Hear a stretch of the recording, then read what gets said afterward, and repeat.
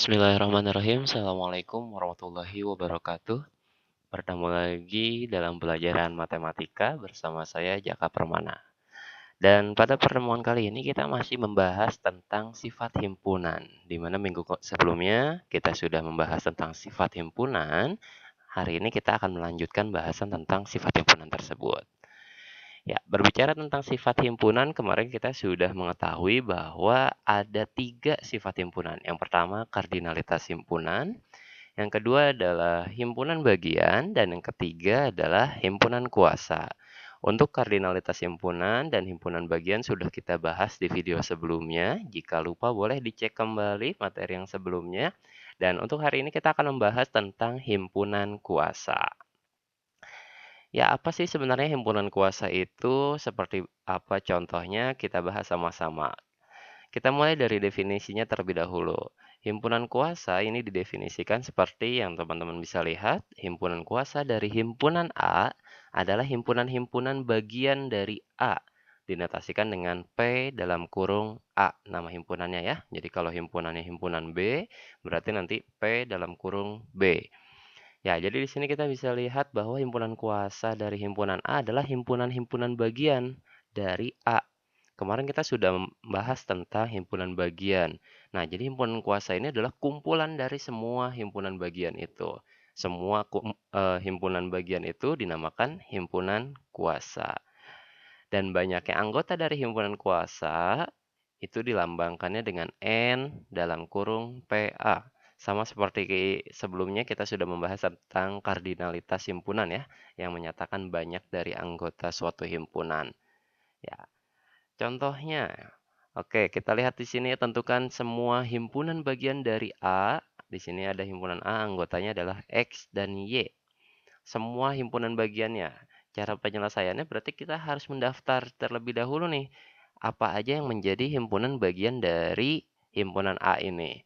Pertama kita bisa lihat berdasarkan jumlah anggota bagiannya. Misalkan himpunan bagian yang anggotanya 0, yaitu ini adalah lambang himpunan kosong ya. Yang kurung kurawal tidak ada isinya, berarti itu adalah himpunan kosong. Himpunan bagian dari A yang anggotanya 0 berarti adalah himpunan kosong. Selanjutnya himpunan bagian yang anggotanya ada 1, yaitu ada 2 berarti ya, X dan Y. Gitu ya. Nah, himpunan X ini adalah bagian dari himpunan A tadi. Dan Y juga itu adalah bagian dari himpunan A juga. Kemarin kita sudah membahas tentang himpunan bagian. Jika lupa boleh dicek kembali ya materi yang sebelumnya. Selanjutnya himpunan bagian yang anggotanya 2, yaitu ya X, Y. Ya, jadi himpunan bagian yang anggotanya 2 berarti sama dengan himpunan A-nya itu sendiri. Nah, ini ada himpunan-himpunan bagiannya. Jadi ada himpunan kosong, ada X, ada Y, dan ada X, Y. Nah, semua himpunan bagian ini jika disatukan itulah yang menjadi himpunan kuasa. Jadi kalau kita simpulkan di sini, himpunan kuasa dari himpunan A itu adalah PA sama dengan himpunan kosong, X, Y, dan X, Y. Dan banyak anggotanya, berarti kita lihat di sini ada 1, 2, 3, 4 gitu ya. Himpunan kosong, X, Y, dan X, Y. Maka banyak anggota dari himpunan kuasanya adalah 4. Oke, berkaitan dengan himpunan kosong tadi, kenapa himpunan kosong menjadi himpunan bagian? Saya punya ilustrasinya di sini. Misalkan kita lihat sama-sama, di sini kita punya masalah nih. Misalkan masalahnya adalah seperti ini. SMP Al-Wafa akan mempersiapkan 2 orang siswanya, Yumna dan Fatan, untuk mengikuti Olimpiade Matematika SMP tingkat provinsi. Jadi ada 2 orang ya yang disiapkan di sini. Ada Yumna dan ada Fatan untuk ikutan Olimpiade Matematika SMP tingkat provinsi. Persyaratan untuk mengikuti Olimpiade adalah sekolah boleh mengirimkan 1 orang siswa atau lebih dan boleh tidak mengirimkan wakilnya untuk mengikuti Olimpiade tersebut. Jadi syaratnya setiap sekolah itu boleh ngirimin 1 atau lebih dari 1 atau tidak ngirimin sama sekali gitu ya. Nah pertanyaannya berapa banyak cara yang dapat dilakukan oleh SMP Al-Wafa ini untuk mengikuti atau untuk partisipasinya dalam Olimpiade tersebut. Nah penyelesaiannya sama kayak tadi. Oke, kita coba cek nih berapa banyak cara yang bisa dilakukan oleh SMP Al-Wafa untuk mengikuti Olimpiade Matematika SMP tingkat provinsi tersebut. Kita lihat cara yang pertama berarti SMP Al-Wafa boleh tidak mengirimkan siswa untuk mengikuti Olimpiade. Ketika kita tidak mengirimkan siswa untuk mengikuti Olimpiade, berarti di situ siswa yang mengikutinya ada nol kan ya? Nah, ketika anggotanya nol, itulah himpunan kosong. Makanya tadi kenapa himpunan kosongnya itu menjadi himpunan bagian dari suatu himpunan tadi. Ya, karena ketika himpunan kosong itu artinya sama saja tidak ada anggotanya. Gambarannya seperti ini, ketika kita tidak mengirimkan siswa untuk mengikuti Olimpiade, berarti di sini anggotanya adalah kosong atau jadinya himpunan kosong.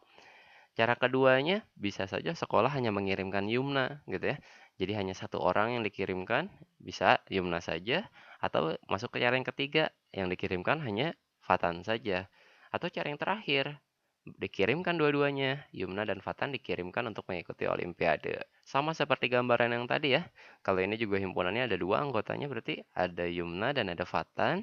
Nah, banyak himpunan bagiannya di sini ada 4 gitu ya. Ini yang menjadi himpunan kuasanya. Sama yang tadi ya, contoh yang duluan, ada suatu himpunan A, anggotanya X dan Y, maka himpunan kuasanya itu jumlahnya tadi ada 4 juga. Ya, silakan teman-teman dipahami tentang himpunan kuasa ini. Jika dirasa ada yang kurang jelas, teman-teman ulang kembali videonya dan diputar kembali. Dan jika masih ada yang tidak paham, silakan ditanyakan di grup kelasnya. Nanti kita diskusikan bersama-sama. Dan untuk menambah pemahaman teman-teman, seperti biasa akan ada tugas, dan tugasnya ini silakan teman-teman kerjakan di buku tulis matematikanya menggunakan pulpen ya, agar terlihat jawabannya. Tulis soal dan jawabannya. Jadi soal dan jawaban dituliskan, nanti dikirimkannya melalui aplikasi SSA-nya, melalui fitur tugas online-nya. Tugasnya ada dua soal. Yang pertama, tentukan semua himpunan bagian dari A yang anggotanya adalah A, B, dan C. Jadi anggotanya ada 3 di sini ya, A, B, dan C. Selanjutnya soal yang kedua, tentukan semua himpunan bagian dari B yang anggotanya adalah 1, 2, 3, dan 4. Ya, silakan teman-teman kerjakan. Tidak ada yang dipahami. Jika ada yang tidak dipahami, silakan didiskusikan bersama di dalam grup kelasnya. Oke, mudah-mudahan dapat dipahami materinya dan cukup jelas. Untuk latihannya silahkan dikerjakan, tetap semangat untuk belajarnya, dan untuk videonya cukup sampai di sini. Terima kasih. Kembali lagi ke pelajaran matematika nanti di pertemuan selanjutnya masih membahas tentang himpunan. Akhirul kalam, wal muwaffiq ila aqwamit thoriq. Assalamualaikum warahmatullahi wabarakatuh.